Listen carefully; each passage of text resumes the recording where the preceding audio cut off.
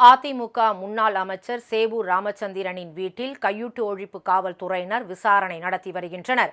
கடந்த அதிமுக ஆட்சியின் போது இந்து சமய அறநிலையத்துறை அமைச்சராக இருந்தவர் சேவூர் ராமச்சந்திரன். தற்போது அவர் ஆரணி தொகுதி சட்டப்பேரவை உறுப்பினராக உள்ளார்.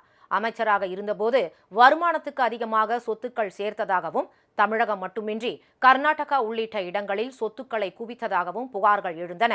மேலும் சேவூர் ராமச்சந்திரன் அமைச்சராக பதவி வகித்தபோது 200 கோடி ரூபாய் முறைகேடாக சொத்து சேர்த்ததாக பரபரப்பான குற்றச்சாட்டு அண்மையில் வெளியானது.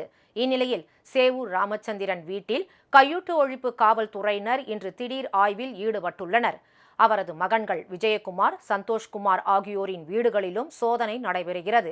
சேவூரில் உள்ள அவரது வீட்டில் திருவண்ணாமலை, வேலூர் ஆகிய இடங்களிலிருந்து வந்துள்ள 20க்கும் மேற்பட்ட அதிகாரிகள் அதிகாலை முதல் இந்த ஆய்வில் ஈடுபட்டுள்ளனர். இதனால் சேவூர் பகுதியில் பரபரப்பான சூழல் நிலவுகிறது.